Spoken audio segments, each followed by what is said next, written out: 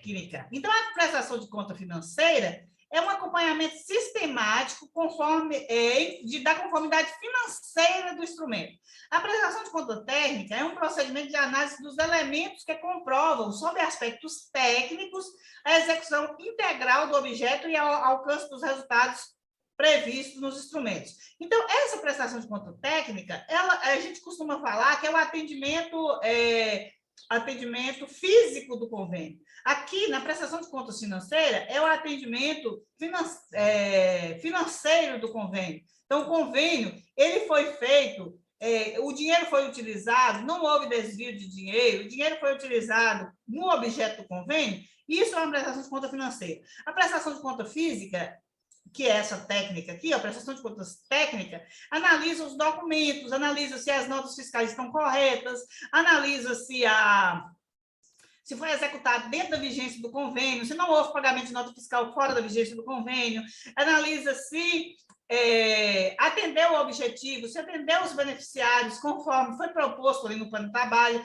Então, essa prestação de conta técnica, ela é uma análise diferente da financeira, mas elas duas estão juntas. E se, por exemplo, a Funasa, por exemplo, você executou um convênio da Funasa, vamos imaginar que você fez uma estação de tratamento de esgoto. Eu vi municípios que aconteceu isso há anos atrás.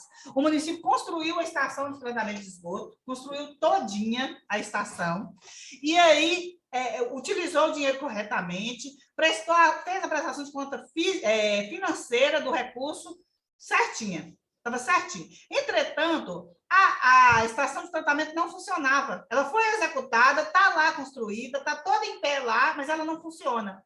O município vai ter que devolver 100% do recurso. Por quê? Porque não atingiu o objeto, não alcançou os beneficiários, não atingiu o objeto do convênio. O que é?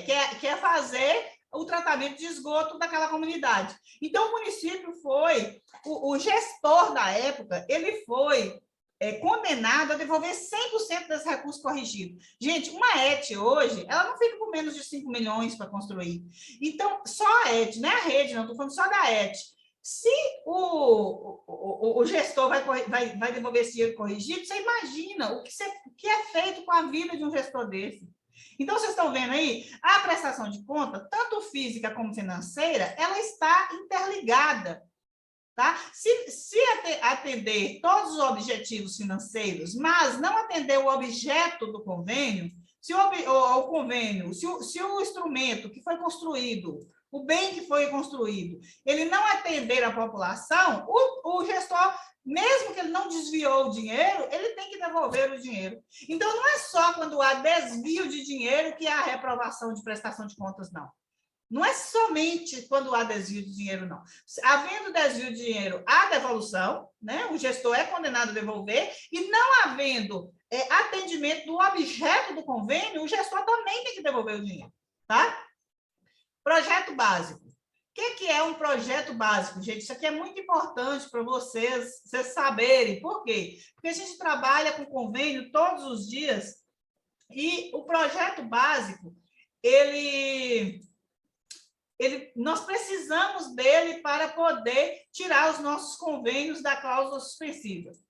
Então, é um conjunto de elementos necessários e suficientes em nível de precisão adequado para caracterizar a obra ou serviço, ou complexo de obras ou serviços elaborados com base nas indicações dos estudos técnicos preliminares que assegurem a viabilidade técnica e o adequado tratamento do impacto ambiental do empreendimento, e que possibilite a avaliação do custo da obra ou serviço de engenharia e a definição de métodos e prazos para execução.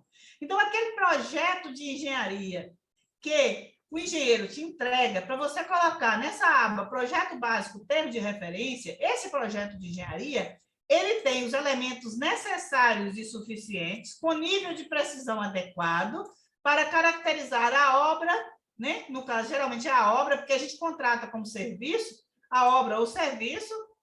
E aí, gente, o que tem nesse projeto? O que ele possibilita? Ele possibilita a avaliação dos custos da obra, através da planilha orçamentária, e a definição de métodos e prazos para execução.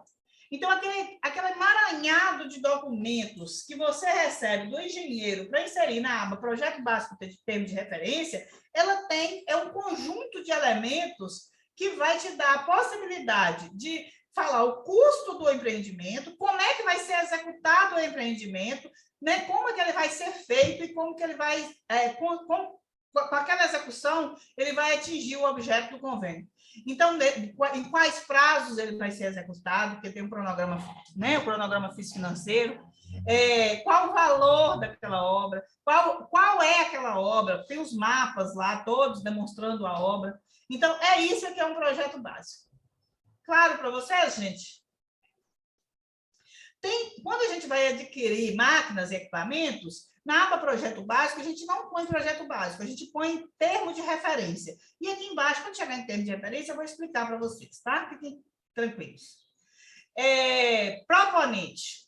Quem é o proponente do seu convênio, do seu contrato de repasse? O proponente é o órgão ou entidade pública ou entidades privadas sem fins lucrativos que manifeste por meio de proposta ou plano de trabalho, pode ser um ou outro, de acordo com as exigências do órgão, interesse em celebrar instrumento, o que é instrumento? Convênio, contrato de repasse, termo de parceria, regulado por essa portaria, a portaria 424 de 2016. Então, o proponente é o município, é o consórcio, é a entidade sem fins lucrativos, é o hospital, que manifesta interesse em celebrar convênio ou contrato de repasse com algum órgão do governo federal, dentro dos critérios dessa portaria. Mas se você tem um proponente também de convênio estadual, tem, é chamado proponente também, tá?